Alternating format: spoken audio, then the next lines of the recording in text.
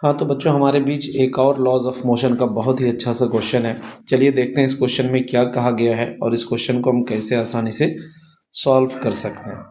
Question कह रहा है, a painter of mass capital M, ये एक कोई आदमी है जिसका मास कैपिटल एम है, stands on a platform of mass small M. ये जो आप प्लेटफॉर्म देख रहे हो इस पर ये खड़ा है और इस प्लेटफॉर्म का मास स्मॉल एम है, ठीक। And pull himself up by the two ropes which hang over a pulley as shown in the figure। जैसा कि यहाँ पर दिखाया गया है कि ये एक रोप है, ये एक रोप है जिसको इसने अपने इस हाथ से पकड़ रखा है, और एक रोप आपका ये है, इसको भी अपने इस हाथ से इसने पकड़ रखा है, और इससे क्या करता है, खुद को ऊपर की तरफ खींच पाता है। ये एक पेंटर है जो खुद को ऊपर की तरफ खींच पाता है। ही pools etch rope with a force F, यानी ये जो रस्सी को नीचे खींचता है वो एफ फोर्स से यहाँ भी खींचता है और यहाँ पर भी रस्सी को, यानी जो रोप है उसको एफ फोर्स से नीचे की तरफ खींचता है। And move upward with uniform acceleration a, ये ए एक्सेलरेशन से ऊपर की तरफ जा रहा है। करें कि फाइंड ए, इस ए की वैल्यू कितनी होगी पता करना है। Neglecting the fact that no one could do this for long time, यानी आपको इसमें ज़्यादा नहीं पढ़ना है कि ये लॉन्ग टाइम तक ऐसा कोई नहीं कर सकता, इन सब पे नहीं पढ़ना है। जितनी देर भी कर सकता है उतनी देर पर ये चीज़ हमें सॉल्व करके लाना है, ठीक है ना।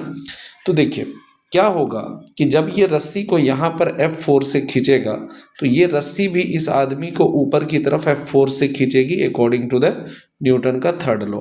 ये रस्सी भी ऊपर की तरफ यहाँ पर F4 लगा रही होगी, ठीक है। साथ ही साथ रस्सी का एक एंड यहाँ पर बंधा हुआ है, तो इस पॉइंट पर भी रस्सी, चूंकि स्ट्रिंग का जो फोर्स होता है वो एंड से दूर की तरफ दिखाते हैं, तो यहाँ पर जो स्ट्रिंग का फोर्स है एंड से दूर की तरफ इधर, इस एंड से दूर की तरफ इधर। इसी तरह यहाँ पर जो स्ट्रिंग का फोर्स होगा एंड से दूर इधर, और ये यानी स्ट्रिंग का जो फोर्स होता है वो हमेशा पुलिंग फोर्स होता है।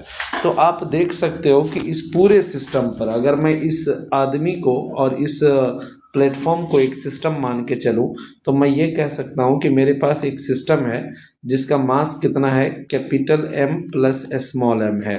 यानी मैं इस आदमी को और इस प्लेटफॉर्म को अगर पूरे को एक सिस्टम मान लूं तो मुझे साफ साफ क्या दिखाई देगा, मुझे साफ साफ जो दिखाई देगा वो क्या दिखाई देगा कि इसका मास कितना है, capital M plus small M है।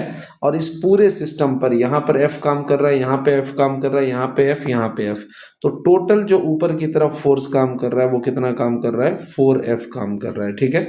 साथ ही साथ नीचे जो इस पर काम करेगा फोर्स कितना करेगा, capital M plus small M into g काम करेगा, कोई दिक्कत नहीं है।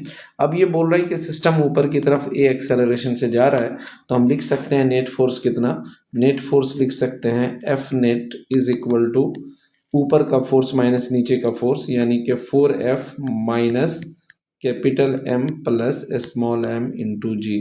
और एफ नेट को हम कह सकते हैं टोटल मास इंटू एक्सेलरेशन, मतलब capital M plus small M into acceleration is equal to 4F minus capital M plus small M into G.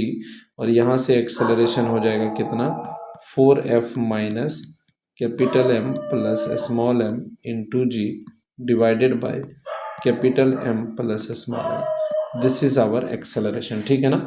और इस हिसाब से हमारा ऑप्शन सी जो है वो करेक्ट हो जाएगा। Thank you so much.